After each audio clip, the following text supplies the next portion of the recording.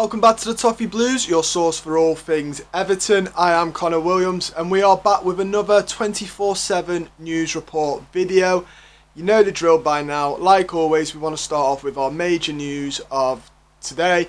And the major news going around today is that Everton have entered the race for Jesse Lingard from Manchester United. That has come via Birmingham Mail. Just as a test, we put out on the Toffee Blues Twitter, which you can follow. The link is in the description as always, down below.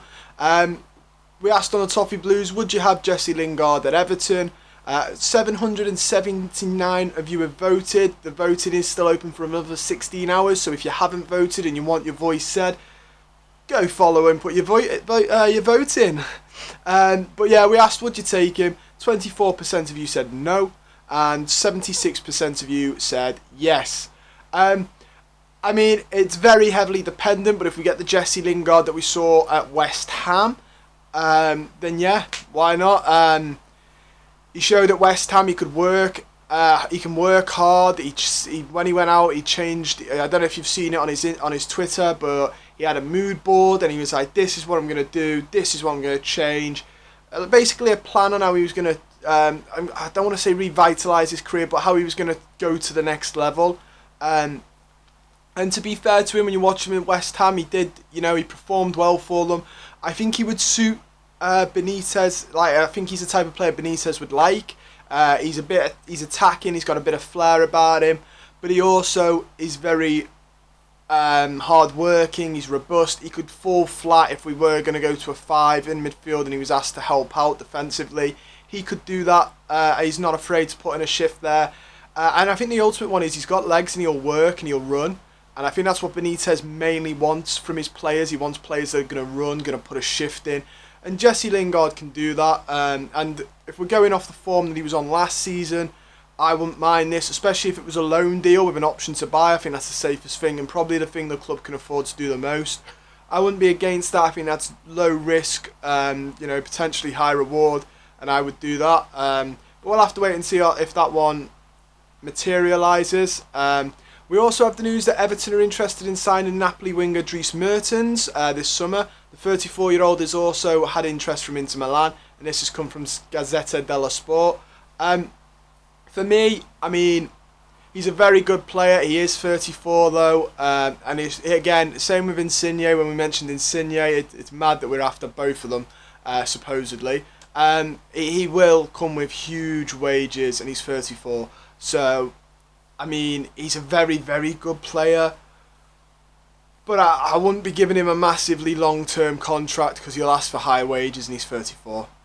It's at that age where careers start to wind down. It's great that he still performs at Napoli to a level, but for me, this is sort of, we've been stung by this before where we go for a good player who's aging, put him on a good contract with lots of money, and they don't materialise to the player you think they're going to be, and then nobody wants him off us because his wages are too high and he's not that good. I'm not saying that would be the case, but I'm saying we have been burnt from this before, and I would much prefer us personally, on a personal level, as much as Dries Mertens is a big name, I would much prefer us to do a Leicester where we sign not necessarily unearthed gems, but some unearthed gems, some players who are a little bit younger, a little bit more determined, a bit more of a graft about them because they've got something to prove, and also players that perform well in key areas. I'm not saying Dries Mertens doesn't.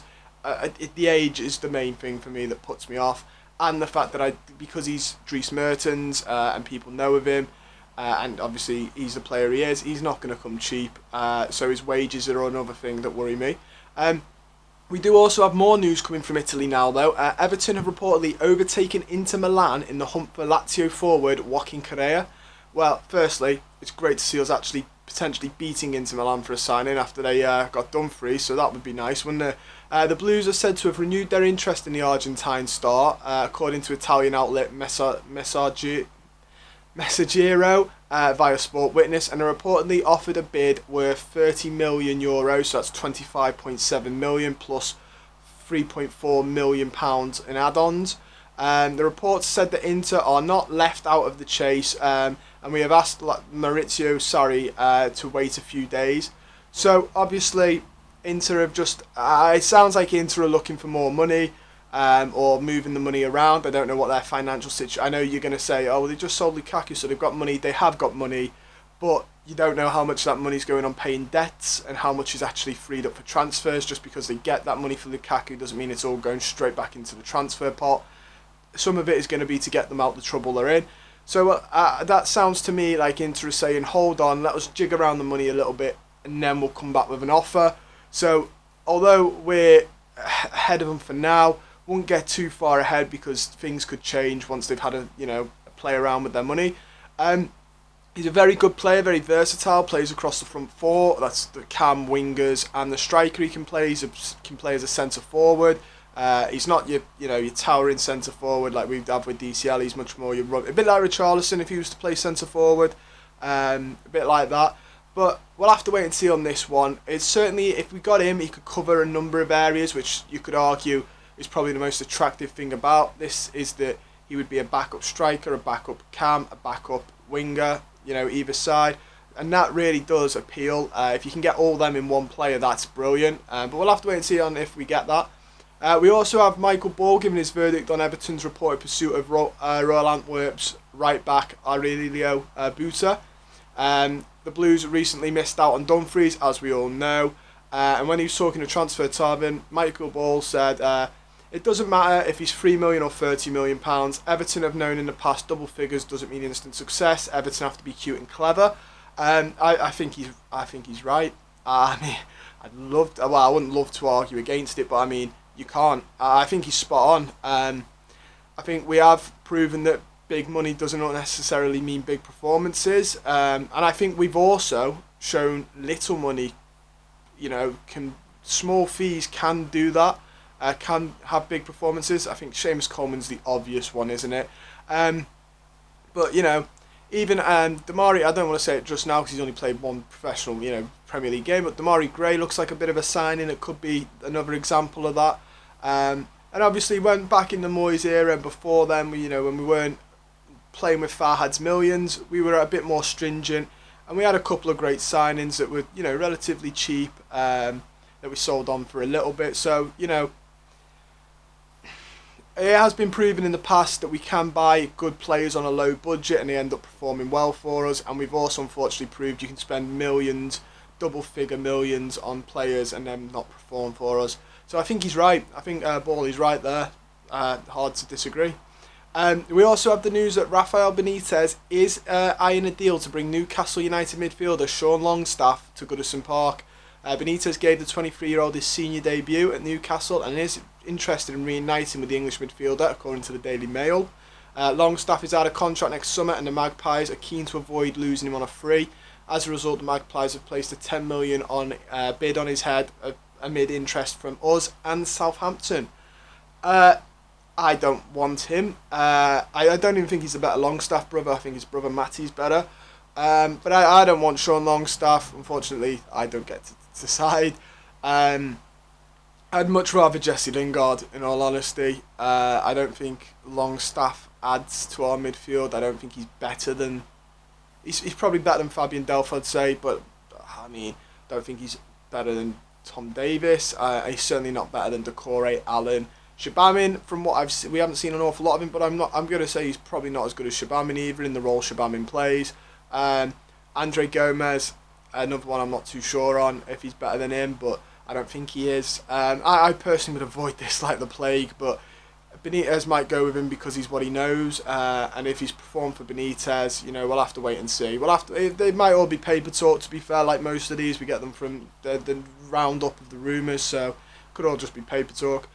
We also have that despite the boardroom changes at Everton, Alisher Usmanov is not set to join the Everton board of directors. Usmanov is still a huge supporter of Farhad Mashiri, and further sponsorships have not been ruled out. That's come by the Liverpool Echo.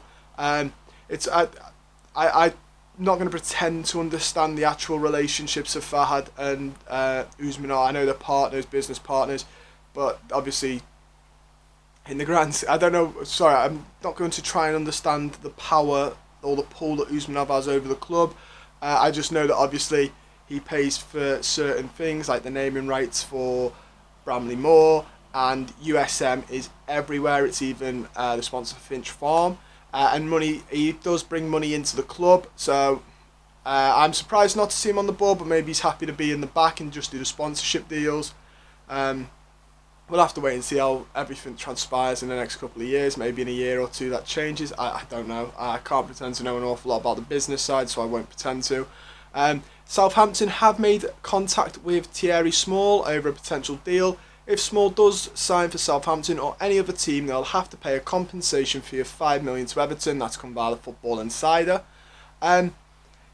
This one's a bit of a shame because he's very highly rated, yet he's 16 now, so there's a good chance we probably wouldn't see him in the first team for a while. But he is meant to be a really highly rated left back. I know we've got Niels Nkunku, but Thierry Small's got a lot of buzz about him, and clearly that shows. If he was to go to Southampton, I'd be a little bit confused on why he left us, because Southampton aren't as good as us. I'm going to say it. I like them and I like the manager, but they're not as good as us. I think they could go down this season, which is even more of a worry for him. And I thought he was going to leave us for Villa, but maybe I'm wrong. Maybe he doesn't. I thought he was a Villa fan, and that's why he was leaving, because he thought Villa were coming in for him. We'll have to wait and see on that one, though, because I'm not too sure. But that is all we've got time for today, so don't forget to like the video, subscribe, comment down below on anything I've discussed here. Would you have Jesse Lingard at Everton? Are you happy for Sean Longstaff to come in? What do you think about Thierry Small? Have we missed out there on a potential wonder kid, or is it just best to cut our losses, take the 5-0 compo and walk off? Don't forget as well, guys, that you can order your new kits for the brand new season. All of them at Everton Direct. The link is in the description down below. And if you buy your kits through the link, it just helps the channel, and we really appreciate the support. Get yourselves kitted out in some of the fantastic kits we've got to offer. I quite like the home kit. I quite like all the kits this year, actually. They're quite good. I quite like the Black Watch one. I like them all. So if you like them, guys, don't forget to buy them through there. Helps the channel. We appreciate it. You look good, and you can hopefully be celebrating a lot more wins in your Everton kits this season. But stay safe.